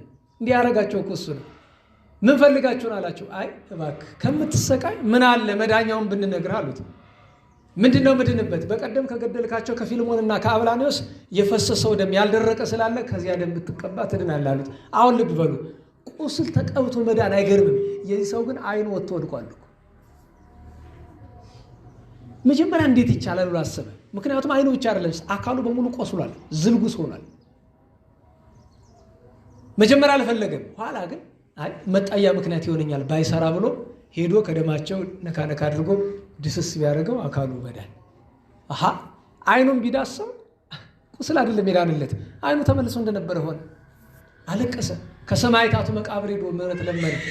ከዚያ በኋላ ግን እሱም ብዙ መከራ ተቀብሎ 2 ጊዜ ሞቷል። አንድ ጊዜ ሲሞት አንስቶት መድኃኒታችን እግዚአብሔር የንስሐ በረከቱን ያሳድርብን። አባታችን ቅዱስ ዮልዮስ ዓመታዊ በዓሉ ነበር። ዛሬ በዘመን ሐዋርያት የነበረ በተለይ በ50ዎቹና በ60ዎቹ ዓመተ ምህረት ከጌታ ዕርገት 20 ዓመት በኋላ በሶሪያ ምድር በሐዋርያዊ አገልግሎት የሚታወቅ ንጹሕ ድንግል አባታችን ገባሬ መንከራት ቅዱስ ኩትን ወይም ምስራቆቹ ኮናን የሚሉት ቅዱስ ኩትን ዓመታዊ የዕረፍት በዓሉ ነው። ድንግል ነው፣ ሐዋርያ ነው፣ ጻድቅ ነው፣ ትሩፍ ነው፣ ገባሬ መንከራት ነው፣ ድንቅ አድራጊ ነው፣ ሰማዕትም ነው። ብዙ መከራ ተቀብሏል። እግዚአብሔር ሁሉንም በረከት ያሳደረብን። እንግዲህ በሚቀጥለው ሳምንት ያሉ በዓላት እንነጋገርና ስለ ፍቅር ማጠቃለያ እናደርጋለን። ነገ 10 ነው። ከዚሁ ደብር የቅዱስ መስቀል ዓመታዊ በዓል ነው። ባለፈው ሳምንት ነግሬያቸዋለሁ። ሌላ ዝርዝር አልገባም። በስርዓት ነው የሚከበር። እንደ ጥንቱ ስርዓተ አበው ነው የሚከበር እዚህ መንበረ መንግስት። በዚህ ደስ ይለናል፣ በጣም ደስ ይለናል። ነገ መልክዓ መስቀልን ድርሳነ መስቀልን እንደ ችሎታው እያነበቡ የመስቀልን እኔ እንድታውቁት የሚያስፈልገው ነገር ብዙ ሰዎች አስቡ። ከጌታችን ቀጥሎ ልናከብራቸው የሚገቡ ትልልቅ በዓላት በመጀመሪያ የእመቤታችንና የመስቀል ናቸው። ቀጥሎ የሐዋርያት ነው። ግን የመስቀልና የሐዋርያትን በዓል ጻድቃን ሰማዕታትን የምናከብረውን ያክል የቅዱስ መስቀልና የሐዋርያት በዓል እየተከበረ አይደለም እና ስራዬ ብለን ማክበር አለብን። ግዝት ነው፣ የጌታ ግዝት በዓል ነው። ልታውቁ ዓመታዊ በዓል መስቀል ከ18ቱ የጌታ በዓላት አንዱ ነው። ነገ ጻድቁ ተከስተ ብርሃን ናቸው። በ11 ሰማዕቱ ቅዱስ ቴዎቄጤኖስ፣ ብፅዕት እስክንድራ፣ ሳምራዊቷ ሴት በዮሐንስ ወንጌል ያለችው ቅዱስ ፎጢና የዕረፍት በዓላቸው ነው። ከኢትዮጵያውያን ቅዱሳን አባ አሌፍ ከ9ኙ ቅዱሳን እና ሰማዕቱ ጳጳስ ቅዱስ ባስሊኦስ ዓመታዊ በዓሉ ነው። በ12 ቅዱስ ሚካኤል፣ ቅዱስ ድሜጥሮስ የፍልስጤሙ መላዚ፣ በ13 ከቅዱሳን ጻድቃን በገዳም ከነበሩት ሁሉ ታላላቅ ከሚባሉት አርእስት የሚባሉት 2ቱ መቃርሶች ታላቁ መቃሪ ጌታ ቃል ኪዳን ያን የስደት ቀን የማያከብር ሰው ጌታ ይቆጣዋል በጣም። ቅዳሜ ቀን ነው። የ2ቱን መቃርሶች ስደት ስንክሳር ብታነቡ ክብራቸውን ትረዳላችሁ። በስንክሳር ያለው ራሱ ሙሉ ገድል ያክላል። ያላቸውን ክብር ይገልጣል። ያን ቀን ቅዱስ ዲዮናስዮስ ዓመታዊ በዓሉ ነው። 40 ሐራ ሰማይ እንደዚሁም ቅዱስ ተክለ ሚካኤል ዲያቆን የደብረ ሊባኖሱ ቅዱስ ተክለ ሚካኤል ዓመታዊ በዓላቸው ነው። በ14 አረጋዊ ቅዱስ ባጥል አመንዝራ ሴቶችን በሙሉ ለንስሐ ያበቃቸው እስክንድሪያዊ ቅዱስ ሲኖዳ ሰማዕቱ አባ ቄርሎስ፣ ሐዋርያው ቅዱስ ቶማስ ዓመታዊ በዓላቸው ነው። በ15 እናታችን ቅድስት ሳራ ሰማዕቱ ቅዱስ ሰለፍኮስ ዓመታዊ በዓላቸው ነው። በ16 አባ ሚካኤል ገዳማዊና ጳጳስ የግብፅ፣ በ17 ማለትም የሚቀጥለው የወዲያኛው ረቡዕ የምንገናኝበት በ17 ሐዋርያው ቅዱስ አልዓዛርና ሰማዕቱ ቅዱስ ቴዎቅሪጦስ እንደዚሁም ጻድቁ አቡነ ገሪማ ናቸው። አሁን የአቡነ ገሪማ ደብር አለቃ ሲያልፉ እያየኋቸው ነበር። በዚህ በአጋጣሚ ሄዱ። በዚህ አሁን እያለፉ እያየኋቸው ነበር። የአቡነ ገሪማ ቤተክርስቲያን ማለት አደባባይ ተክለ ሃይማኖት ነው አይደል? ዓመታዊ በዓላቸው መስከረም 30 አክብሩ አልናቸው፣ እያከበሩ ነው። እግዚአብሔር እኔ በእውነት እንደው ብታከብሩ አክብሩ ለእንትእዛዝ ሳይሆን ብታከብሩ አለ ምን ችግር አለ አሉ። ይኸው መስከረም 30 አሁን የነገውን ግን አንልም፣ ይበዛባቸዋል። እኛ እናስበዋለን በያለንበት የ17ቱ አቡነ ዮናስ ዘደብረ ድኆኃን ኢትዮጵያዊ ጻድቅ ዓመታዊ በዓላቸው ነው። እግዚአብሔር አምላካችን ሁላችን የዛ ሰዎች ይበለን። አሁን እዚህ በቅዱስ ጳውሎስ መልእክት በ13ኛው ምዕራፍ ላይ የተዘረዘሩትን ስለ ፍቅር የተነገሩትን ነገሮች በሙሉ ለመዘርዘር ይከብደኛል። ደህና ዋላችሁ። ጥቅልል ሲል ግን የተነገረውን ቢያንስ በ3 እንክፈለው። ምዕራፉን 13 ቁጥር ነው ያለው። በ3 ከፍለን እንየው። የመጀመሪያው እስከ ቁጥር 3 ያለውን ስትመለከቱት የሰው ልጅ ምንም ነገር ቢኖረው ቢጾም፣ ቢጸልይ፣ ቢሰግድ፣ ቢመጸውት፣ ተራራውን ቢወጣ፣ ቁልቁለቱን ቢወርድ፣ የፈለገውን ነገር ቢሰራ ፍቅር ከሌለው ይህ ሁሉ ዋጋ የለውም። የመጀመሪያው የሚነግረን እሱ ነው። ስለዚህ እዚህ ላይ አንድ መልእክት መውሰድ ነው። መልእክት ነው የምንወስደው። ፍቅር አንዲት ናት ብለናል አይደለም? ፍቅር ስንት ነው? እግዚአብሔርን ከመውደድ የተነሳ ፍጥረትን መውደድ ገብቷቸዋል። አንዲት ናት ፍቅር። እግዚአብሔር ፍቅረ ቢጽ ቢባል መገለጫውን ማየት ነው እንጂ አንዲት ናት ፍቅር። እግዚአብሔር እኛን የወደድባት ፍቅር ስንት ናት? እኛ እግዚአብሔር ልንወደው የሚገባ ፍቅር ስንት ናት? ያቺው ፍቅር ለሁሉ ትበቃለች። ነቢያትን ነቢያት ያደረገቻችሁ ያቺ ፍቅር ናት። ሐዋርያትን ሐዋርያት ያደረገቻችሁ ያቺ ፍቅር ናት። ሰማዕታትን ያስጨከነች፣ ጻድቃንን ያስታገሰች፣ ደናግልን ንጹሐን ያደረገች፣ መነኮሳትን ያኖረች ያቺ አንዲቱ ፍቅር ናት። ሊቃውንትን ያጸናች አንዲቱ ፍቅር ናት። ምስጢር የገለጠች ያቺ አንዲቱ ፍቅር ናት።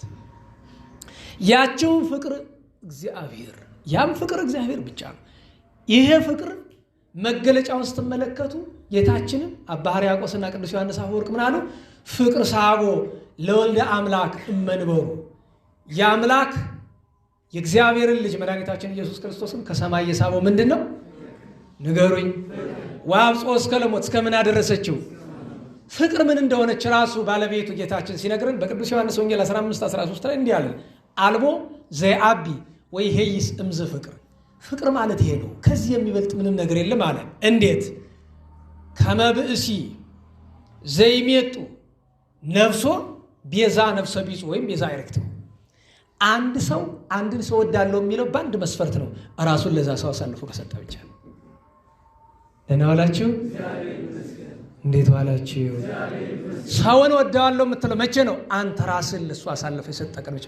ለምን ቢባል ጌታችን መድኃኒታችን ኢየሱስ ክርስቶስ ምንድን ያለ? ተፋቀሩ በቤናቴክሙ፣ እርስ በርሳችሁ ንገሩኝ፣ በከመ አነ አፍቀርኩክሙ፣ እኔ ምን እንዳልኳችሁ።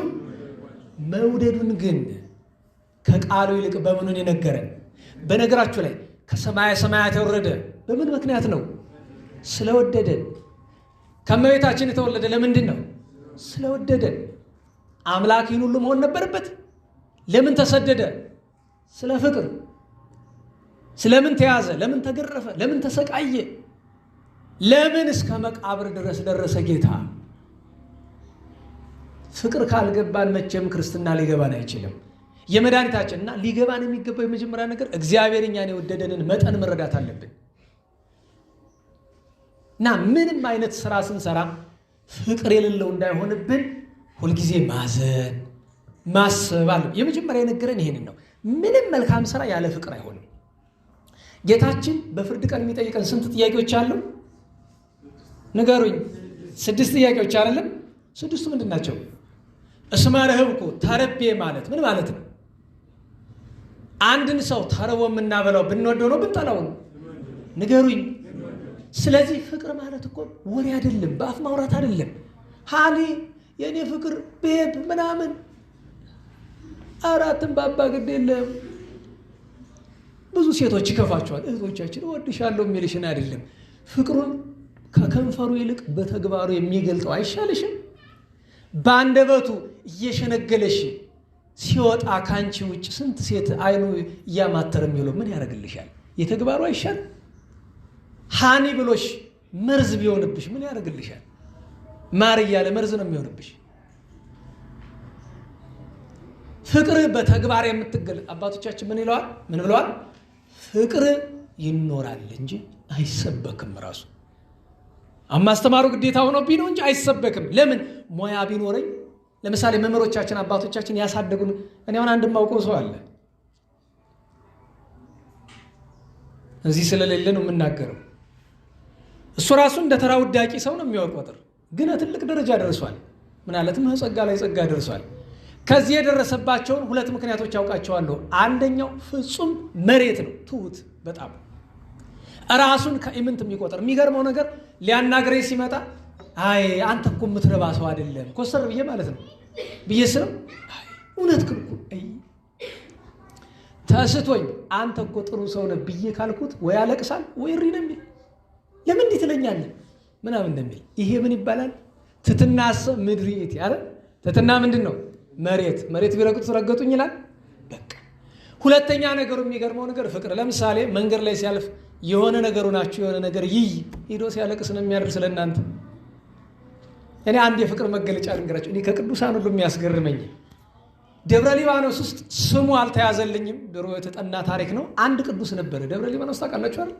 ሸዋ ንገሩኝ። እና ከገዳሙ መግቢያ ላይ አንድ ቅዱስ ቆሟል። አለባሌ ልብስ የለበሰ ነው። ከፊቱ ላይ ብዕርና ብራና አለ፣ መቃና ብራና አለ። ባዶ ነጭ ብራናና መቃ ማለት ነው። አንድ ሰው ሲገባ ደህና አደሩ ይላል፣ እግዚአብሔር ይመስገን። ቀጥታ አንድ ጥያቄ ነው የሚጠይቅ።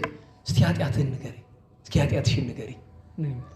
የኔ አንተ ብጤ ወፈፌ እንደሆነ ምን ይላል ደግሞ ይሄ ነው ይላል። አሁን መንገድ ላይ ጠብቆ አንዱ ቸሩ መድኃኔዓለም በር ላይ አጭ እስቲ ኃጢአትሽን ንገረኝ ብለሽ ምን ይላል ነው ምን ይላል። ጅል የሆነ እንደሆነ ምን አባቱ ብሎ አልፎ ይሄዳል። ልባም ሰው የሆነ እንደሆነ አባቴ ያዝማ እንዲሁም ዋና ዋናውን ልንገርህ ያዝልኝ ይለዋል። እሺ ጻፍ ያደርጋል። በልደነዋል ብሎ ያሰናብተዋል። ያ ሰው ከገዳሙ ገብቶ ሳይወጣ እንባውን ማውረድ፣ መስገድ፣ እያለቀሰ መስገድ፣ ጌታ ይቅር በለው እያለ እግዚአብሔር ይቅር እንዳለው የሚያውቅ መቼ ይመስላችኋል? ብራናው ተፍቆ ነጭ ይሆናል። በራሱ ጊዜ ብራናው ወደ ነጭነት ሲመለስ ተመስገን የጻድቁ አምላክ ይቅር አልከው፣ ደግሞ ሌላ ሰው ይጠብቃል። ደህና ዋላችሁ።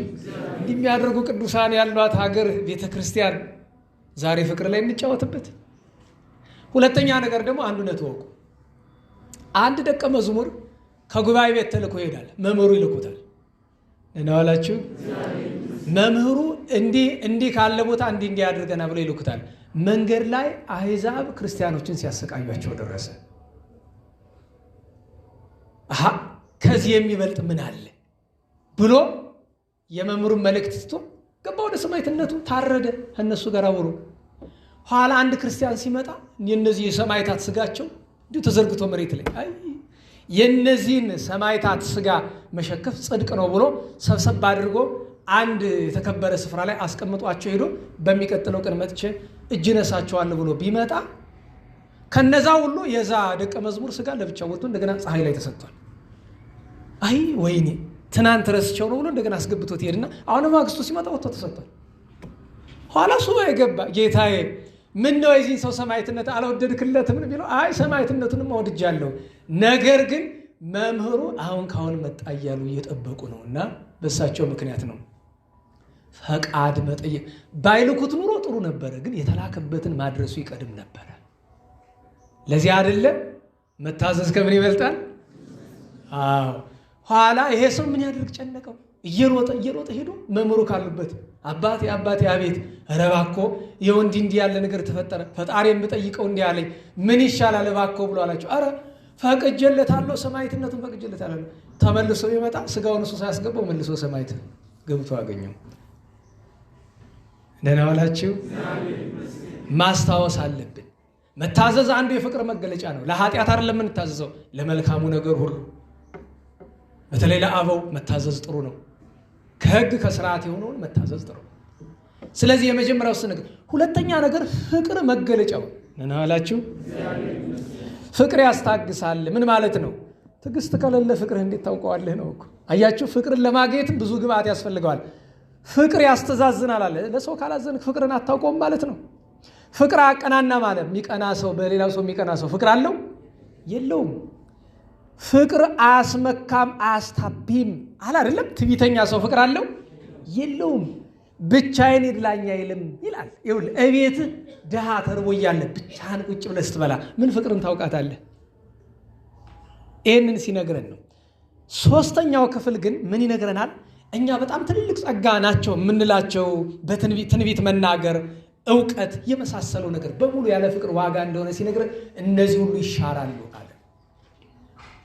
ለዘላለም የሚኖር ፍቅር ነው። ታዲያ አሁን የመጨረሻ ማጠቃለያችን የሚሆነው ሰዓታችንን ስለፈጀን ምን እናድርግ ነው? ወይነ ምን ተንግበር? ወንድሞቻችን እህቶቻችን ምን እናድርግ? እስኪ ፍቅር እንዲኖረን የምናድርግ በእያንዳንዱ በሶስቱም ክፍል የመጣ ነው። የመጀመሪያ ስራ ምንድን ነው? ትሕትና እንዲኖረን፣ ትዕግስት እንዲኖረን፣ ጸሊአ ነዋይ ወይም መንኖ ጥሪት እንዲኖረን ማንን እንለምናለን? ንገሩኝ። እግዚአብሔርን እንለምን። አንደኛው እሱ ነው። ዘወትር ጌታዬ እባክህ ተፋቅሮን። ምክንያቱም መጨረሻ ምንድን ነው የሚለው? እምኩሉ ይሄይስ ተፋቅሮ። ከሁሉ ምን ይበልጣል አለ? ደህና ዋላችሁ። የዴጌ ጻድቃንን አታውቋቸውም? አክሱም ያለው 3000 ማህበሮች ተሰብስበው ስብሰባ አደረጉ። ምን እናድርግ አሉ። አይ ከሁሉ ፍቅር ይበልጣልና እንፋቀር፣ የፍቅር ኑሮ ነው፣ አንድ ማዕድ እንመገብ፣ አጋፔ ይባላል አይደለም? እንደዚያ ብለው አሉ። ያችን የወሰኑ ቀን መድኃኒታችን ክርስቶስ የኔ ቢጤ መስሎ ማህበረተኛው አይደል 3001ኛው ነው። ይኸውላችሁ በማህበራትም በሰንበት ትምህርት ቤትም የሚበልጠው ምንድን ነው? ፍቅር ነው እኮ። ፍቅር የሌለው መዝሙር ምን ያደርጋል? ፍቅር የሌለው ስነ ጽሁፍ ምን ያደርጋል? ፍቅር የሌለውን የወጥቼ የምለፈልፈው ስብከት ምን ያደርጋል? ምን ያደርጋል? ቅድመ እግዚአብሔር መድረስ አይደለም ከክዳኑ ወጣ ነው፣ በምን አልፎ ይሄዳል? ስለዚህ ፍቅር ምንድን ነው? ባልንጀራን መውደድ። ባልንጀራን ከወደድክ ማንን ወደድክ? ባልንጀራን መውደድ ማለት ግን የእሱን ፍላጎት ማሟላት አይደለም። ደህና ዋላችሁ። መጥቶ የሲጋራ ሱስ ያለበት ሰው ወይም ይሄ ቤቲንግ የሚባል ሀገሩን በሙሉ የጨረሰው እሱን አይደል? በነገራችሁ ላይ አንዳንድ ሀገራት በፓርላማ ደረጃ አግደውታል። እኛ ሀገር ላይ በጣም ተበላሻል። ጎንደር ውስጥ አንድ ታሪክ አለ። አንድ ሰው ቁማር እየተጫወተ ያለውን ሀብት በሙሉ ተበላ። መጨረሻ ማንን ያስይዞ የተቋመረ ይመስላችኋል? ሚስቱን። አስባችሁታል? ዛሬም ከዚህ ደረ እኔ ያውቃለሁ። በቅርብ የምናውቃቸው ሰዎች አሉ ሀብት ንብረታቸውን ይሸጡ በዚህ ቤቲንግ በሚባል ቁማር። አስቡት። እንደ ሀገር በቁም ውድቀታችን ነው። ትንሽ ቅራቅንቦ ሳንቲም ስላለው ያን ሳንቲም ለማግኘት የሰው ሲበላሽ ይውላል። ቀን ሲወጣ እግዚአብሔር ያደረበት ሰው ሲመጣ ተስፋ አረጋለሁ መጀመሪያ ከሚያገዳቸው ነገሮች አንዱ ቁማር ይሆናል ብዬ ተስፋ አረጋለሁ። ለምን? ቁማር ያለበትን ሰው አስረ ካላስቀመጥከው ምንም ልታደርገው አትችልም። ልብሱን አልቆ ሽጦ ራቁትን መቋመሩ አይቀርም። ችግር ነው። አንድ ሰው ሲጋራ አማረኝ ስላለ እገዛለታለሁ። ይሄ ፍቅር ነው አይደለም። ፍቅር ማለት ለዚያ ያ ሰው የሚፈልገውን ሳይሆን የሚያስፈልገውን ማድረግ ነው። እቺ እንዳትረሱ። ደህና ዋላችሁ። የሚፈልገውን ሳይሆን ተናገሩ። በቃ ቢጠይቅህም ባይጠይቅህም የሚያስፈልገው ነው። ከሁሉ የሚቀድመው ግን እርስ በርስ አንዱ ለአንዱ መጸለይ ነው። ከሁሉ የሚቀድመው አንዱ ለአንዱ መጸለይ ነው። ፍቅር ማለት እሱ ነው። ደግሞ አንዳችሁ ለአንዳችሁ ስትጸልዩ ስለማይታይ የማይታይ በጎ ነገር እኮ ጥሩ ነው። ያ ሰው ሊጠላ ይችላል ወይ ይጠላኛል ብሎ ሊያስብ ይችላል። አንተ ግን ትጸልይለታለህ፣ ወደ እግዚአብሔር ታመለክትለታለህ። ስለዚህ ሁለተኛ ይህንን ነው። አንደኛ መጸለይ ነው። ሁለተኛ ነገር ፍቅር ማለት ሰዎች የሚፈልጉትን ነገር ሁሉ ማድረግ አይደለም ነው። እግረ መንገዱን ግን እንለማመደው። ለዚህ ሳምንት ብቻ ሳይሆን በአጠቃላይ እንለማመደው። ፍቅርን መለማመጃ ጌታችን እኮ አስቀምጦናል። 6ቱ ሕግጋት የተራቡትን እናብላ በሞቴ ልብስ አምጡ ተብሎ 3 ሰው ነው ያመጣ ነው 2 ሰው ነው ያመጣልኝ። ይህችን ትምህርት ሰምተው አዲስ አበባ ያሉ ሰዎች ስንት ሻንጣ ነው የላኩ? 3 ሻንጣ። እንግዲህ እዛ ያሉ ሰዎች እናንተ እዚህ ደንቁራችኋል እንዳልል ሰማላችሁ አይደል? እንዴት ዋላችሁ? ትዝ አለኝ አንድ ነገር። አንዱ ምን ሲል ሰማሁት፣ እየተቸኝ ነው፣ በደንብ አድርጎ እያቀመሰኝ ነው። እኔ እኮ የሚገርመኝ ቁጭ ብሎ የሚማሩ ሰዎች ነው የሚያስገርሙኝ። ቁጭ አድርጎ ሲሰድባቸው ነው የሚለው። ተርፊያችኋለሁ። ስሜን እያጠፋ አይደል? እንዴት ዋላችሁ? ጅል በሉ እስቲ። አዎ ነኝ። አይ እሱ እንዳለው ከሆነ ብድራት መልሶ እያለ አሁን አስቡት። ምክርና ተግሳጽን ቅድም ነገርኳቸው። አንተ እኮ ግማሽ እብድ ነህ አለኝ አይደል? እውነቱን ነው። በቃ እውነቱን ነው። ምን ይምጣ? ሀቅ ነው። ትሰማላችሁ? አትሰሙ? 6ቱን ሕግጋትን ሞክራቸው። አሁን በአብይ ጾም በሞቴ የተራበ ሳያበሉ የተጠማ ሳያጠጡ እንዴት ያለ ጦም ነው! እንኳን ቅድመ እግዚአብሔር እንዲሁ እንዴት ነው የት ነው የሚደርስ የጦም? እስቲ እንደ በሞት የተራበና ብላ ከእንጀራው ቆረስ አድርጎ ከእንጀራው ቆርሶ ከልብሱ ቀዶ ወይም ቀንሶ ከውሃም ቀድቶ ካላጠጡት ምን ይህ እኮ ነው ፍቅር። ሌላ ምን ፍቅር አለ? መነሻው ነው። ወደ መድረሻው ስንሄድ ከዚህ በላይ አንሄድበትም። ሌላ ጊዜ ፍቅር የሚል ክፍል 2 ትምህርት በዚህ ጾም ሳይሆን በሌላ ጊዜ እንመለስበት ይሆናል። ከዚህ በላይ አንሄድም። ከዚህ በላይ አንሄድም። ለምን እችኑን ሞክር። አሁን የተነጋገርነው እንዳትረሱ። አንደኛ ዘወትር እግዚአብሔር ምን እንዲሰጠን መለመን፣ ፍቅርን እንዲሰጠን። ሁለተኛ ነገር ፍቅር መገለጫው ሰዎች የሚፈልጉትን ማድረግ አይደለም፣ የሚያስፈልጋቸውን ነገር ነው። ግድ የማይጎዳቸውን በተለይ ነፍሳቸውን የማይጎዳ ነገር። ሶስተኛው ልምምድ ነው። ዘወትር እነዚህ 6ቱ ሕግጋት ከተለማመድን ፍቅር ማለት ጎዳናው እርሱ ነው። የፍቅር አምላክ ፍቅሩን ያሳድርብን። እርሱን መውደድ ባልንጀራን መውደድ ይስጠን መድኃኔዓለም የንጹሐንን በረከት ያሳድርብን። ለምስጋና እንነሳ።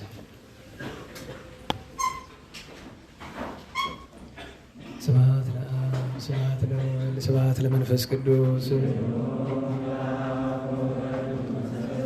ስብሐት ለአብ ስብሐት ለወልድ ስብሐት ለመንፈስ ቅዱስ ስብሐት ለአብ ስብሐት ለወልድ ስብሐት ለመንፈስ ቅዱስ ስብሐት ለእግዝእትነ ማርያም ድንግል ወላዲተ አምላክ ስብሐት ለመስቀለ እግዚእነ ኢየሱስ ክርስቶስ ክርስቶስ በምሕረቱ ይዘከረነ በዳግም ምጽአቱ እያስተኀፍረነ ለሰብሖተ ስሙ ያንቅሐነ ወበአምልኮቱ ያጽንዓነ እግዝእትነ ማርያም ኢርጊ ጸሎተነ ወአስተስርይ ኩሎ ኃጢአተነ ቅድመ መንበሩ ለእግዚእነ ለዛብልዐነ ዘንተ ኅብስተ ወለዘአስቴነ ዘንተ ጽዋዓ ወለዘሰርዓ ለነ ሲሳየነ ወአራዘነ ወለዘተአገሰ ለነ ኩሎ ኃጢአተነ ወለዘወሀበነ ሥጋሁ ቅዱሰ ወደሞ ክቡረ ወለዘአብጽሐነ እስከ ዛቲ ሰዓት እስመ ለዓለም ምሕረቱና ወስብሐት ወአኮቴተ ለእግዚአብሔር ወለወላዲቱ ድንግል ወለመስቀሉ ክቡር ይትአኮቶ ይትሰበሐ ስሙ ለእግዚአብሔር ወትረ በኩሉ ጊዜ በኩሉ ሰዓት ስብሐት ለአብ ወወልድ ወመንፈስ ቅዱስ ይእዜኒ ወዘልፈኒ ወለዓለመ ዓለም አሜን።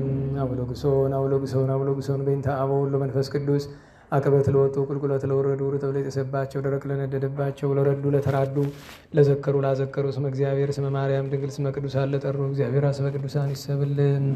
ጸሎተ እግዝእትነ ማርያም ንበል።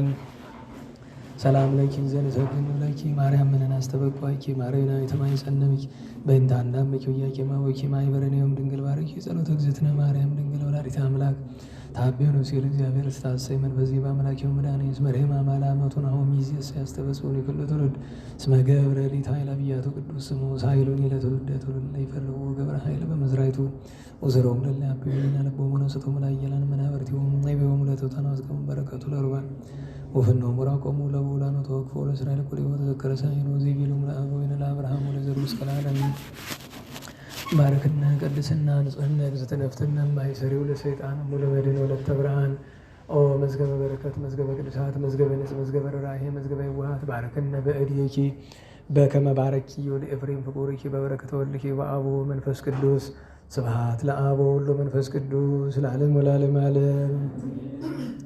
ሰላም ለኩልያቲክሙ ለሩያን በአካል አለመክሙ ሥላሴ አማወፀ ለሳልም እምኔክሙ አሐዱ እግዚአብሔር ቃል ተፈጸመ ተስፋ አበው በማርያም ድንግል ወበቀራንዮ ተተክለ መድኃኒት መስቀል ቃል የሰማ እግዚኦ ለቡ ጸራይ ዋጽማኒ ቃለ ስለት ተሳሊተ ዳዊት ሀበ አምላኬ እግነ ከመከማከ በኩሉ ልብ እስመ አልቦ ኃጥእ ወጊጉይ ዘከማየ ማርያም ንጽሕት ድንግል ወላዲተ አምላክ ማእምን ሰአሊተ ምሕረት ለውሉደ ሰብ ሰአሊ ለነ አበ ክርስቶስ ወልድኪ ኢየሱስ ኃጢአተነ ሰአሊ ለነ ቅድስት ጸሎተ ለማርያም ወስለታ ያድነን እማትወልዳ ጸሎተ ለማርያም ወስለታ ለሕዝበ ክርስቲያን ይቀበን እማትወልዳ ጸሎተ ለማርያም ወስለታ ለነፍሳተ ሙታን ያድነን እማትወልዳ ጸሎተ ለማርያም ወስለታ ለመካናቲነ ደብረ መድኃኒት ወመንበረ መንግሥት ለቤተ ክርስቲያን ቅድስት ወለሀገሪትነ ኢትዮጵያ ለአግብርታ ወላይ ማታ ይኩንነ ከመወልታ በጸሎትሽ ወበስለትሽ ለአበው ንጹሐን ለቅዱስ ኤፍሬም ለአባ ሕርያቆስ ለአባ ጊዮርጊስ ለአባ ሳሙኤል ለቅዱስ ደቅስዮስ ለያሬድ ማሕሌታዊ ለአባ ኪሮስ ለአባ መባጽዮን ለአቡነ ዘርዓ ያዕቆብ ለብፁዕ ገብረ ክርስቶስ ለቅዱስ ዮሐንስ አፈወርቅ ለአባ ጽጌ ድንግል ለአባ ዮሐንስ ዘደማስቆ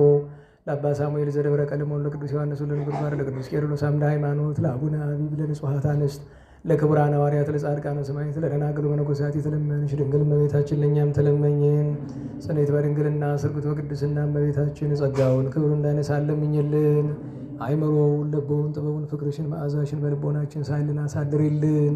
ቸር መድኃኔዓለም ፈጣሪያችን መዋዕለ ጾሙን ለበረከት እንዲያደርግልን ከብርሃነ ትንሣኤው በቸር እንዲያደርሰን የእመቤታችን ጣዕሟን ፍቅሯን የቅዱሳንን በረከት እንዲያሳድርብን ጾሞ ለማበረከት እንዲያበቃን አስቡን አትርሱን የሚሉንን በመከራ ያሉ ወገኖቻችን ሁሉ በይቅርታው እንዲያስብልን የሞቱትን ነፍሳቸው እንዲያጸድቅልን ማኅበሩ እንዲያሰፋልን ጉባኤው እንዲያቀናልን ሀገሩን ደብሩን በሰላም እንዲጠብቅልን ሰላም ያለን ቸሩ መድኃኔዓለም ተረፈ መዓልትን ባርኮ ሰላም እንዲያሳድረን ቅዱስ ስሙን እንደ ቸርነት ብለን እንጥራ።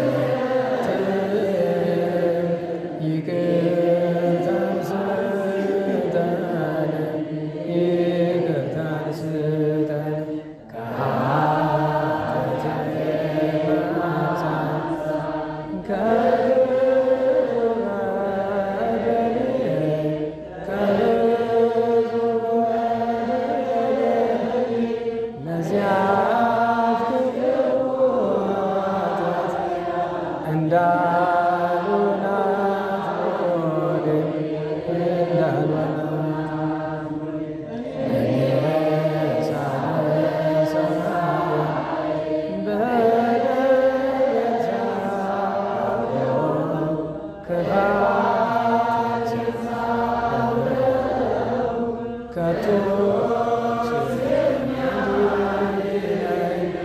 ቸርነት ነው በጎነት ነው አንተ ብቻ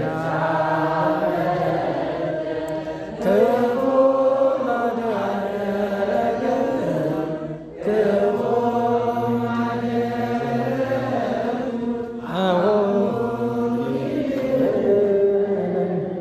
ከፊት ወደቅ ከፊት ወደቅ ከፊት ወድቄ ስለ አንተ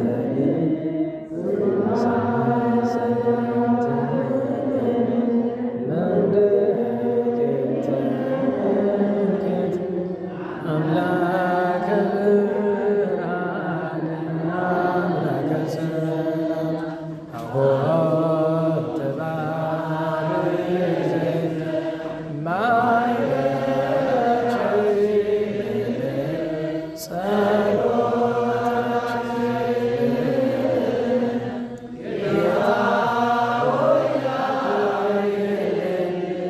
መንፈስ ቅዱስ ድንግል ማርያምን አሆት ተጠበቅ ሀገራችን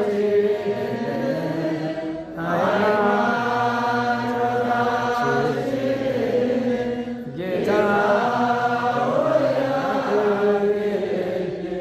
ቅዱስ ሚካኤል ቅዱስ ገብርኤል አባታችን በሰማያት የምትኖር ስምህ ይቀደስ መንግሥትህ ትምጣ ፈቃድህ በሰማይ እንደሆነች እንዲሁም በምድር የዕለት እንጀራችንን ስጠን ዛሬ በደላችንን ይቅር እኛም አቤቱ ወደ ፈተና አታግባን ከክፉ ሁሉ አድነን እንጂ መንግሥት ያንተ ናትና ኃይል ምስጋና ለዘላለሙ አሜን።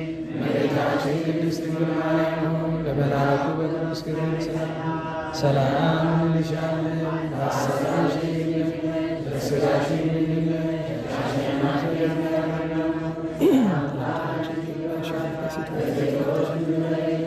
አንቺ ውእቱ የማኅፀንሽ ፍሬ ቡሩክ ነው። ጸጋን የተመላሽ ቅድስት ሆይ ደስ ይበልሽ፣ ልዑል እግዚአብሔር ከአንቺ ጋር ነውና ከተወደደ ልጅሽ ከጌታችን ከመድኃኒታችን ከኢየሱስ ክርስቶስ ይቅርታና ምሕረት ለምኝልን ኃጢአታችንን ይቅር ይለን ዘንድ ለዘላለሙ አሜን። ክብር ምስጋና ይሁን አምላክ ለሆነ ለአብ ለወልድ ለመንፈስ ቅዱስ ዛሬም ዘወትርም። ለጸሎት ስለነበረን ጊዜ ቅዱስ አምላካችን እግዚአብሔር ቅዱስ ስሙ የተመሰገነ ይሁን። አጭር መልእክት ብቻ ያው ባለፈው መጽሐፍ ይሰጣቸዋል የተባላችሁ ወንድሞች ይኸው መጽሐፉ መጥቷል፣ መውሰድ ትችላላችሁ ከወንድሞቻችን። ያው አገልግሎቱ ላይ በቋሚነት የነበራችሁ ወንድሞች ማለት ነው። ሌላ ተደራራቢ ነገር አያስፈልገውም። እንግዲህ እግዚአብሔር እንደፈቀደ የዛሬ ሳምንት ማክሰኞ ሳይሆን ረቡዕ በ17 ይሆናል የምንገናኘው። በሰላም አስጀምሮ በሰላም ያስፈጽመን ቸሩ መድኃኔዓለም እንቅፋት ሳይመታን እሾህ ሳይወጋን ኃጢአት ሳይሰለጥንብን በደልም ሳይገዛን የብርሃን መላእክት በፊት በኋላ በቀኝ በግራ እየጠበቁን ለጊዜ ወደ የቤታችን ለፍጻሜው ተስፋ ወደምናደርጋት መንግሥተ ሰማያት ከተከፈተች ገነት ከተነጠፈች ዕረፍት ከአባቶቻችን ርስት ሁላችን በሰላም ያደርሰን በሰላም ያደርሰን። ስብሐት ለእግዚአብሔር ልዑል ወለወላዲቱ ድንግል ወለመስቀሉ ክቡር ኃይል አሜን።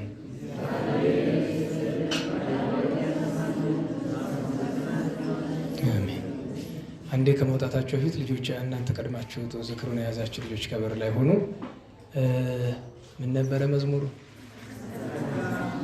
ጸጋነ ሳይነ ወሕይወተ ረክብነ ጸጋነ ሳይነ ወሕይወተ ረክብነ በኃይለ መስቀሉ ለኢየሱስ ክርስቶስ በኃይለ መስቀሉ በኃይለ መስቀሉ ለኢየሱስ ክርስቶስ በኃይለ መስቀሉ ኪያከ እግዚኦ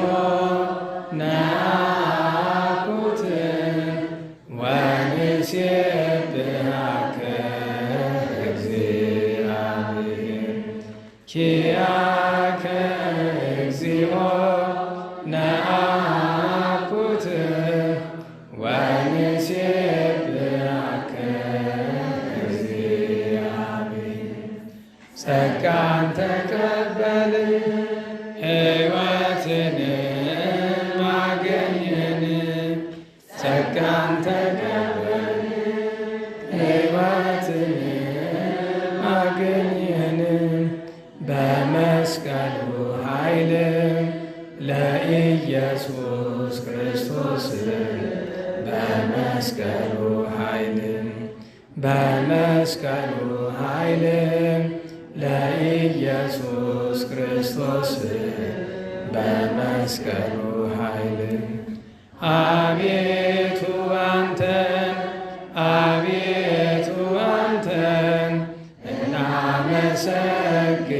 እናመሰግንሃለን እግዚአብሔር። አቤቱ አንተን አቤቱ አንተን እናመሰግንሃለን እግዚአብሔር። ቸሩ መድኃኔዓለም በሰላም ያሳድረን።